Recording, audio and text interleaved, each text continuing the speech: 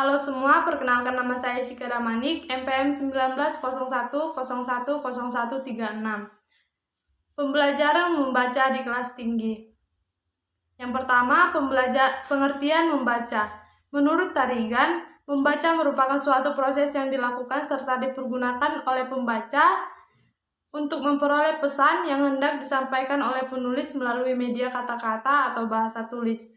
Jadi, membaca adalah suatu proses yang dilakukan oleh pembaca yang bertujuan untuk memperoleh suatu informasi dari bahan bacaan serta memahami pola-pola bahasa yang ditulis oleh penulis. Selanjutnya, jenis-jenis membaca. A. Membaca nyaring, membaca bersuara, dan membaca lisan. Membaca nyaring adalah kegiatan membaca yang dilakukan oleh seseorang dengan cara bersuara. B. Membaca dalam hati.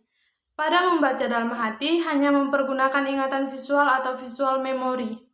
Dalam hal ini, yang aktif adalah mata pandangan, penglihatan dan ingatan, dan juga turut aktif auditory memory atau ingatan pendengaran, dan ingatan yang bersangkut paut dengan otot kita.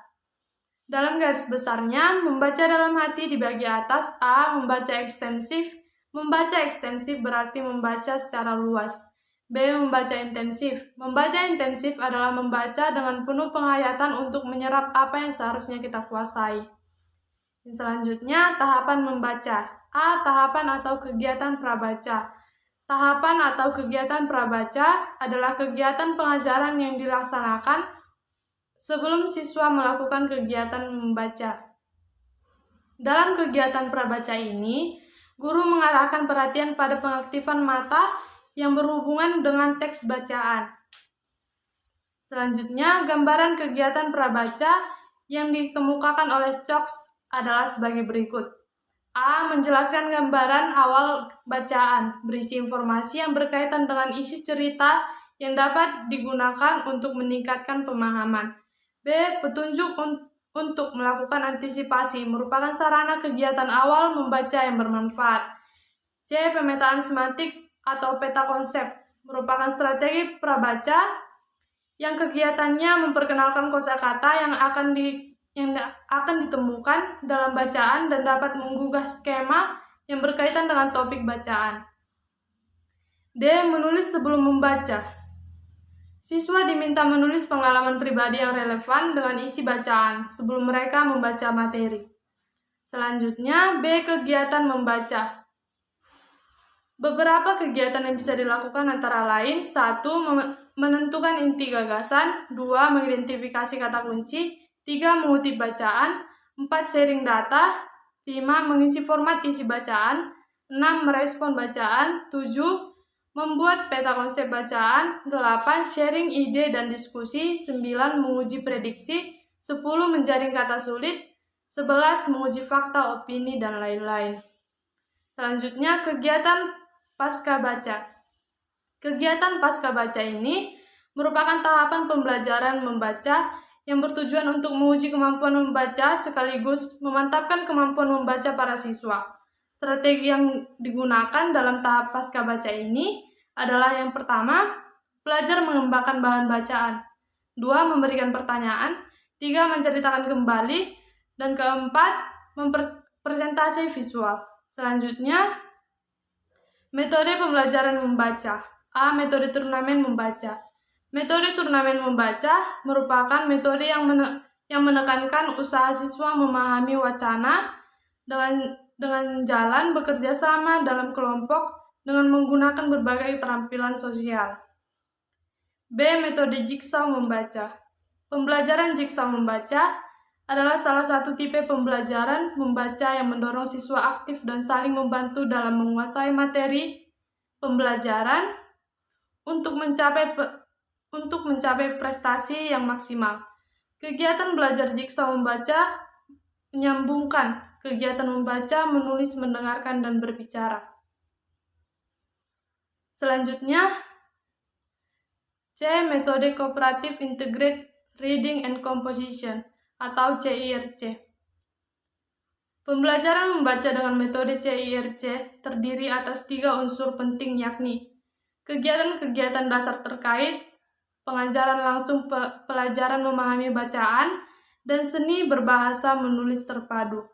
Metode CIRC pada dasarnya bertujuan untuk meningkatkan kemampuan siswa dalam memahami isi bacaan, sekaligus membina kemampuan menulis reproduksi atas bahan bacaan yang dibacanya. D. Metode Scaffold Reading. Metode Scaffold Reading pada dasarnya merupakan metode pembelajaran membaca yang menekankan pada usaha mengembangkan kemampuan belajar siswa melalui penyusunan aktivitas membaca secara bertahap. Selanjutnya, metode grup investigasi. Metode grup investigasi sangat tepat digunakan dalam kegiatan membaca ekstensif. Dalam hal ini, siswa melakukan investigasi terhadap berbagai macam wacana guna menemukan hubungan antara wacana tersebut. F. Metode skemata kritis. Metode membaca ini sangat cocok untuk mengajarkan kemampuan membaca kritis. Selanjutnya, strategi pembelajaran membaca. A. Strategi kegiatan membaca langsung atau KML atau DRA, Direct Reading Activities. Penggunaan strategi KML adalah untuk mengembangkan kemampuan membaca secara komprehensif, membaca kritis, dan mengembangkan perolehan pengalaman siswa berdasarkan bentuk dan isi bacaan secara ekstensif. B. Strategi SQ3R, Survey, Questions, Reading, Reach, Review. Tujuan penggunaan strategi ini untuk membentuk kemampuan siswa berkonsentrasi dalam membaca, melatih kemampuan membaca cepat, melatih daya peramalan berkenaan dengan isi bacaan, dan mengembangkan kemampuan membaca kritis dan komprehensif. Selanjutnya, C. Strategi membaca tanya jawab atau MTJ atau Request Reading Question. Strategi ini ditujukan untuk mengembangkan kemampuan membaca komprehensif, memahami alasan pengambilan kesimpulan isi bacaan, dan peramalan lanjut berkenaan dengan isi bacaan. D. Strategi membaca dan berpikir secara langsung atau MBL atau DRTA, Direct Reading Thinking Activities.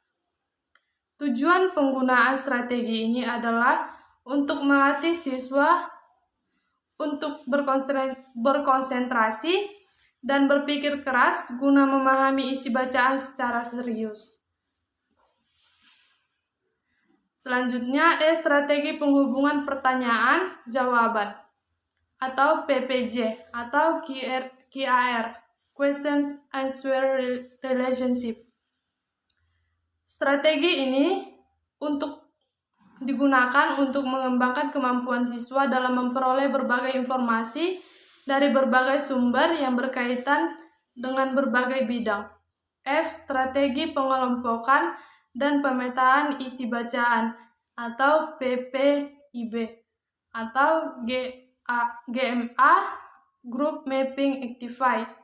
Strategi ini digunakan untuk mengembangkan kemampuan siswa dalam menyusun dan memahami bagan, mengelompokkan, memetakan isi bacaan, misalnya bacaan cerita, dan memetakan isi bacaan secara umum. Selanjutnya, pendekatan pembelajaran membaca. Menurut Iskandar Wasit, pendekatan adalah suatu ancaman atau kebijaksanaan dalam memulai pengajaran suatu bidang studi yang memberikan arah dan corak kepada metode pengajarannya dan didasarkan pada asumsi yang berkaitan. Pendekatan pembelajaran yang pertama itu pendekatan komunikatif. Pendekatan komunikatif mengarahkan pengajaran bahasa yang pada tujuannya pengajaran yang mementingkan fungsi bahasa sebagai alat komunikasi. Yang kedua, pendekatan integratif. Pembelajaran yang menyajikan atau dilakukan secara terpadu, yaitu keterampilan menyimak, membaca, berbicara, dan menulis. Keempat, keterampilan berbahasa tersebut harus dilakukan secara terpadu dalam satu proses pembelajaran dengan fokus atau terampil. Yang C, pendekatan belajar siswa aktif. Pendekatan cara belajar siswa aktif diartikan sebagai kegiatan belajar mengajar yang melibatkan siswa secara penuh dalam proses pembelajaran membaca. D, pendekatan whole language. Whole language adalah satu pendekatan pengajaran bahasa yang menyajikan pengajaran bahasa secara utuh, tidak terpisah-pisah, di mana bahasa diajarkan secara utuh dan keterampilan bahasa menyimak, berbicara, membaca, dan menulis diajarkan secara terpadu. D, pendekatan belajar kooperatif.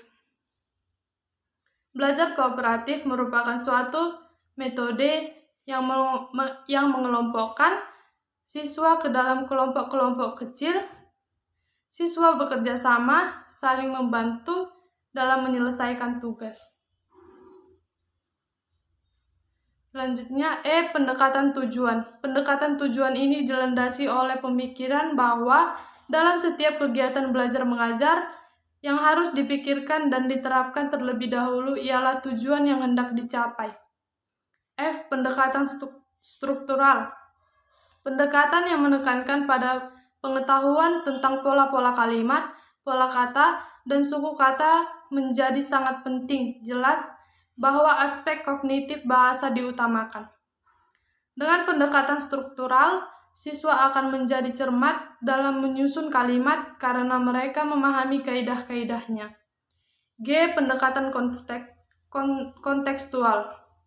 Pendekatan kontekstual atau Contextual Teaching and Learning atau CTL, pendekatan ini mempunyai konsep guru menggunakan objek di sekitar siswa sebagai media pembelajaran di kelas.